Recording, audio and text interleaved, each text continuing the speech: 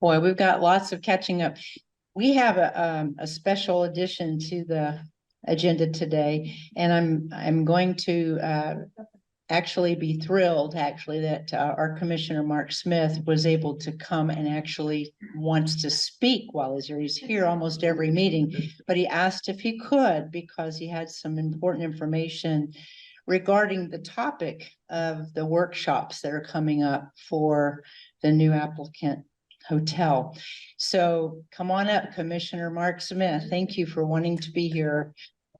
Well, good evening. Evening. Hello. I wanted to come tonight. I have to be careful because of, we're still in the process of the workshops and things. But I've taken time to look at things, and I wanted to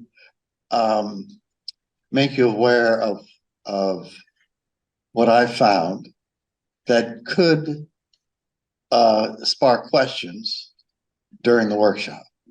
So I'm not guiding you or anything like that, but I'm just making you aware of what I've found that you might want to bring up. I'm going to try to make this quick. I brought all this paper only so I could remember what on earth I had to say. Back in November of 28th at the Board of County Commissioners meeting is when staff, and this is all, if I don't know how familiar you are with the county website and downloading the packet, but you can go to the meetings on demand on the government section of the county website, and you can go to the date and it'll say packet, and you can hit it and it'll download it.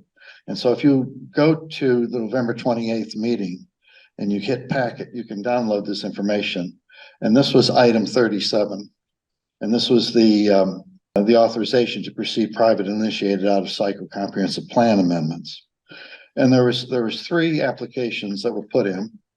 One is from the SKA Chamber of Commerce. The second one was from Kimley Horn.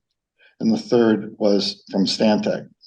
The second group got the go-ahead from the Board of County Commissioners. That was the Kimley Horn one. Now, I'm just going to mention some things that I caught that if I was in the room, I'd question.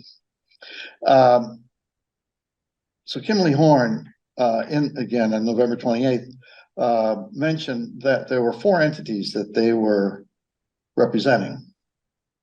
One was 7978 CCB 14 LLC. The next one was 5221 Ocean Boulevard LLC. Third one was SBP 5239 LLC and SKH1 LLC. The reason I bring that up is that in the packet of information that was sent out for the workshop, Kimley Horn now says that they're representing 3 of the original 4. So I'm wondering what happened to the 4th one. And the one of them from Kimley Horn is SKH1 LLC, which happens to be the same folks that are the Miramar Hotel. Just again, that's interesting. That are which hotel? Miramar. The Miramar Hotel. And so so anyway, looking at, and I'm sure you all have, hang on here, let me get my paperwork together here. Well, another thing that's interesting to look at, again, downloaded, if you download the packet of information, item 37, there was a staff breakdown of their evaluation of the 3 proposals. I went and highlighted what I thought was interesting, but this is what I do before every commission meeting, is I do that in case I need to bring it up.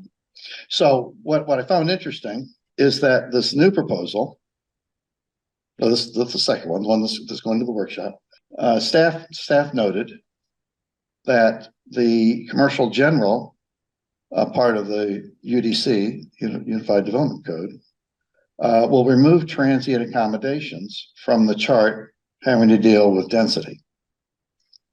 What I found interesting today, I decided to look at that chart online, and it's already been removed. Just a question. And I remembered it being there because back in 2021, I had downloaded that chart before I was a commissioner. And sure enough, it's still sitting there. It says transient accommodations, over 25% of the units with a kitchen have a density of 13.0 units per acre, and up to 25% of the units with kitchens, it's 26 units per acre. And like I said, it's totally absent from that chart in the code as of today. So another interesting point is that this particular amendment to the comprehensive plan allows hotels to be built in CI zone districts. Now, CI is commercial intensive. And the other thing is that it says here, amend section to allow transient accommodations subject to special exception approval for 100 or more rooms. Not only they say you can put them in CI zone areas, but they can't be smaller than 100 rooms. Now you say, well, Commissioner, where are those CI zone districts? I have it here, but actually there's three that I know of. One happens to be the old Bank of America property that Dr. Gary owns. The other two properties happen to be the Turtle Beach Grill and the Turtle Beach Marina. And then if you look at, how many in here had gotten a link to join the workshop? Oh, that's a pretty good number. Pretty good number, but considering all of Siesta Key is impacted by it, it's probably not large enough. But that's an editorial comment. But the three areas, and so anyway, on the map, they have the area circle. There's four of them. One covers the village. The other one covers Midway, where we're basically, I'm going to get there. And the third one is the ones in the middle by Wells Fargo, and the next one's actually where Stickney Point Road is, and the last one down here happens to be where Turtle Beach Marina is. Anyhow, so what got me thinking, so I ended up looking at, they give you the property ID number. So I took the time to actually click on what properties were they bringing up. And this one happens to be the Turtle Beach Grill. And well, which is that CI zone district.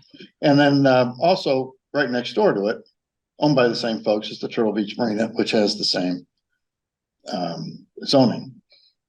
The middle one happens to be the Wells Fargo property. I'm sorry, the middle one here. The next one in line happens to be Clayton's restaurant and the 7-Eleven. And then the ones in the village happen to be the Calais Miramar property, Ripfire Restaurant, which happens to be owned by Jim Seifert and Jay Lancer. Whispering Sands, there's a small triangle of land behind the Davidson's, what used to be Davidson's, plaza, that happened to be on Whispering Sands property that happens to be zone CG. So they picked that, and then Old Salty Dog. One might surmise that they picked these properties because they all have the potential of having a hotel in that area. And they've gone to the effort of notifying folks within 750 feet of those particular properties. So one of the points I wanted to make is that the comprehensive plan change is countywide. What they're doing is they are changing the definition, a couple definitions in the comprehensive plan. One of them has to do with residential uses, and another one has to do with the definition of transient accommodations. And in both cases, they're saying transient accommodations shall not be considered to be or interpreted as residential uses and shall not be subject to or limited by maximum densities described within the comprehensive plan.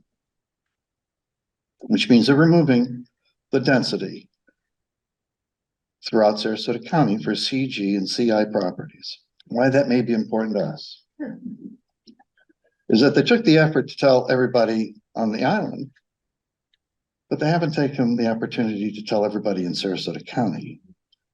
Every residential property close to a CG or CI property throughout Sarasota County, shouldn't they also be noticed that this is happening? Just a question. Also in here, it states that, again, these are changes that are happening to the comprehensive plan. Coastal Objective 1.3, safety and timely evacuation. They're saying that required mitigation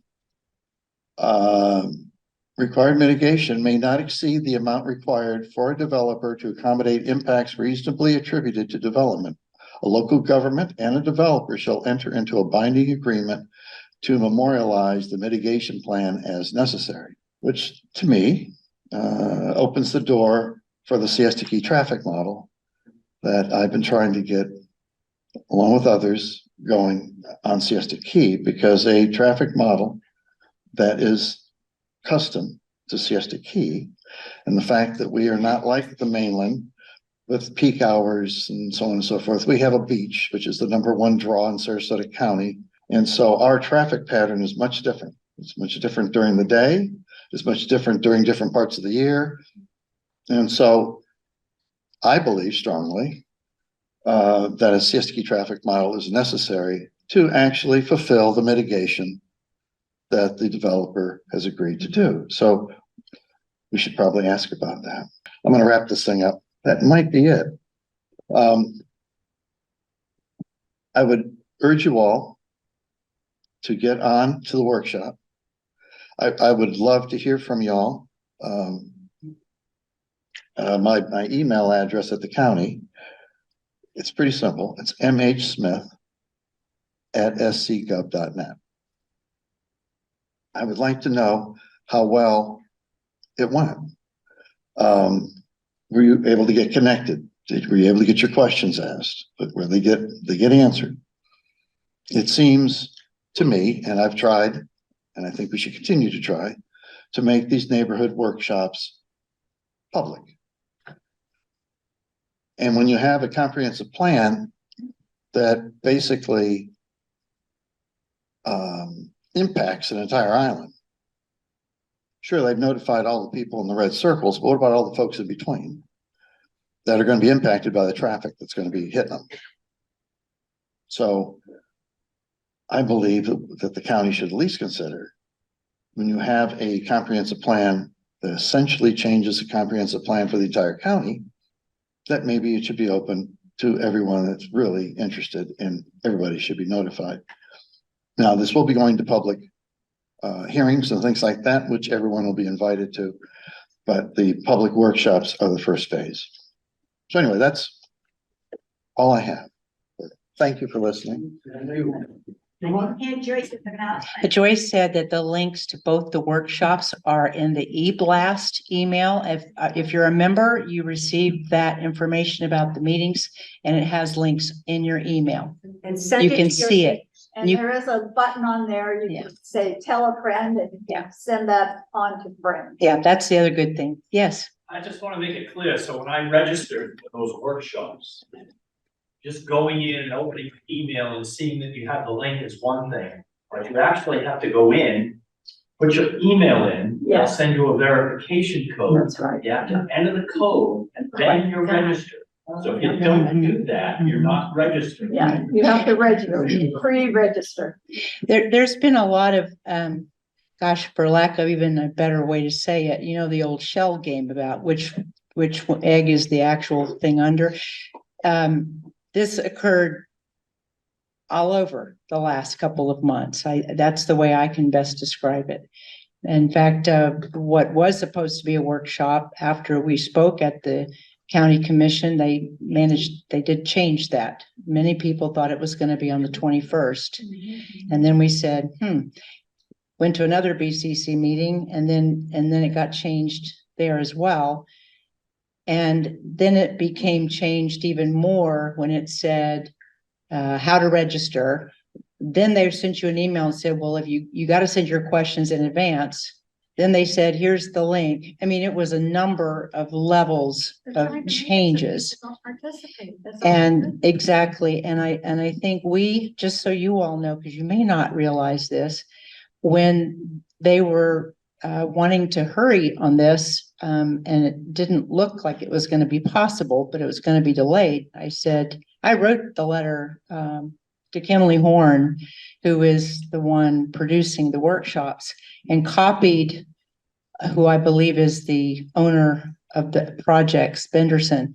And I offered this space on this day for them to come and give a workshop, because they could use the Zoom, which they seem to like, and they would also have live participation.